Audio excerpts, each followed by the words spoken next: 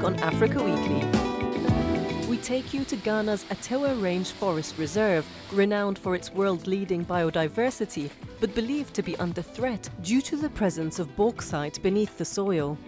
And we travel to Burkina Faso to meet one of the strongest men in the world, Iron Bibi, who says he wants to inspire young people in his home country to follow their athletic dreams. But first, a summary of the stories that made the headlines this week. At least 30 people drowned in Uganda and more than 60 were feared dead after a pleasure boat sank in Lake Victoria on Sunday, including the boat's owner and his wife. Witnesses claimed the vessel may have been rushed back into service following a renovation in order to take advantage of the profitable end-of-year party season. Boat rides with drinking, dancing and music are popular on the lake. The boat, with nearly 100 revelers on board, sank in bad weather on Saturday in the latest deadly incident to affect passenger vessels on Africa's largest lake. Police said overloading and bad weather were likely to blame. Madagascar's top court announced on Wednesday that the country's two former presidents, Andry Rajoelina and Marc Ravalomanana, will face each other in a runoff election next month. The runoff comes after neither candidate won the 50% of votes required for a first-round victory on November 7th. Due on December 19th, it will be the first time the bitter rivals have faced each other at the ballot box. Both Ravalomanana and Rajoelina were banned from running in the last election in 2013 under international pressure to avoid a repeat of deadly political violence that engulfed the island in 2009, when Ravalomanana was ousted in a military-backed coup that installed Rajoelina, who was in power until 2014. Tens of thousands of supporters turned out to welcome Congolese opposition scion Felix Tshisekedi on Tuesday as he returned to Kinshasa to kick off his campaign to replace President Joseph Kabila in next month's presidential election. Tshisekedi vowed to deploy observers to combat election fraud, while his running mate Vital Kamerhe, a former parliamentary speaker who returned home with him, said the pair made a winning ticket. But we all have the same objective, to bring a change on the 23rd of December 2018. We are tired of seeing our people suffer. The pair will run on a joint ticket in the December 23rd vote, which, if successful, will see Tshisekedi become president and Kamerhe appointed as his prime minister.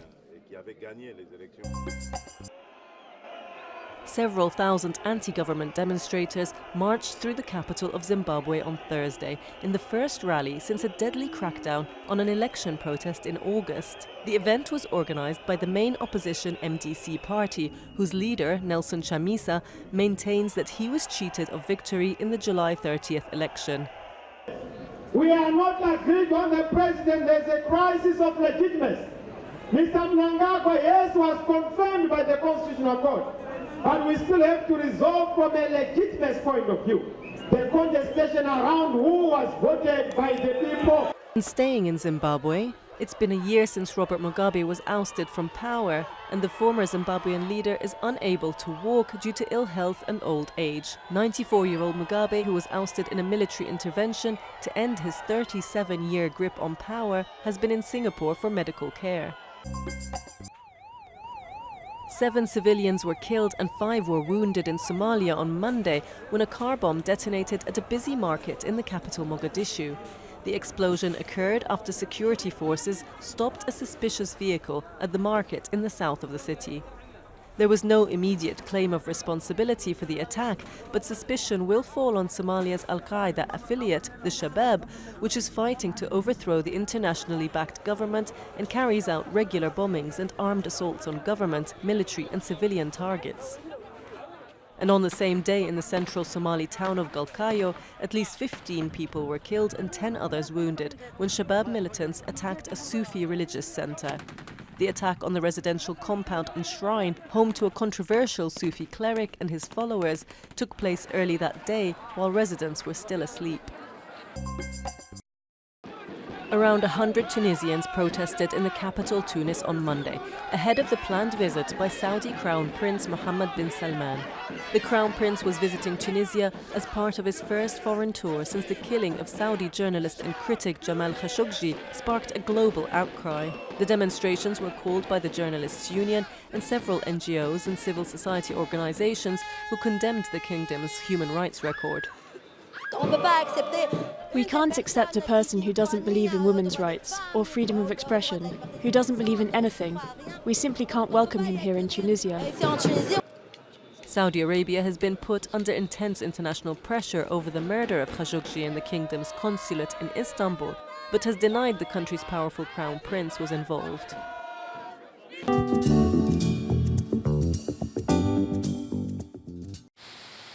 The Atewa Range Forest Reserve is home to some of the world's most critically endangered animals. But under the ground are also large reserves of bauxite, the mineral that makes the earth red and which is a key ingredient in making aluminium.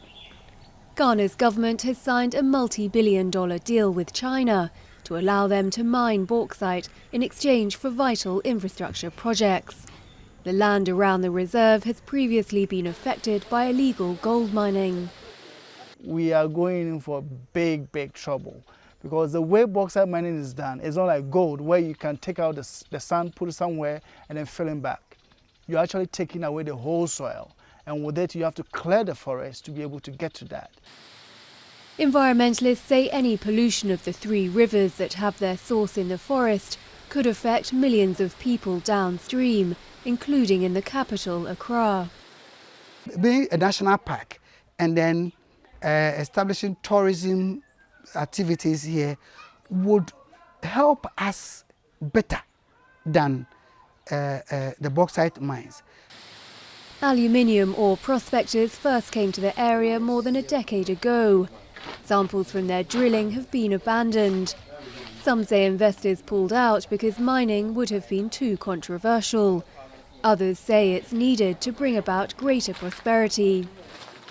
There's no job, so we want bauxite mining to come. Morally, we want it to come so that our people get a job to do. Ghana's President Nana Akufo-Addo is from the main town of Kiebi, on the eastern slopes of the forest. He's promoting rural development, but there's a growing campaign to stop him achieving it at the expense of the environment he's vowed to protect.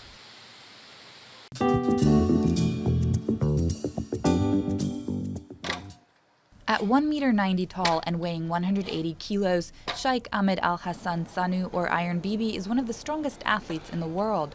He hails from Bobo Dioulasso in western Burkina Faso. Currently, I am recognized as one of the strongest when it comes to shoulder strength, and it's hard for someone to top me in this challenge. Crowned world champion of the log lift after lifting 213 kilos with his shoulders, Iron Bibi's bulky build has not always been easy to live with, especially as a young boy. Very often kids of his build are violent. They beat up other children. But he, on the contrary, is very kind, very sweet, so children often made fun of him. Today, Iron Bibi is inspiring other young people to pursue their athletic dreams. I love Iron Bibi because he's strong and kind. I would like to follow his example. On his return to Burkina Faso from international competitions, the athlete is given a hero's welcome. Now the strongman wants to use his influence for good in his home country. My main project in Burkina Faso is to create a sports center for all athletes, not just in my field and not just in Bobo Dioulasso, everywhere in Burkina Faso, and also to develop dietary supplements because there is a lack of protein here. Iron Bibi's next heavy lifting challenge is not one to be taken lightly. He aims to smash the world record for the log lift, a whopping 228 kilo test.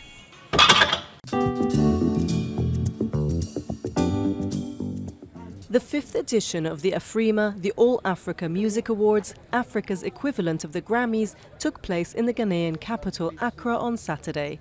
In 5 years, Afrima has managed to carve out a space as a platform to showcase the bubbling, innovative and prolific African music industry that has exploded in the past decade. That's all from us at Africa Weekly. Until next week.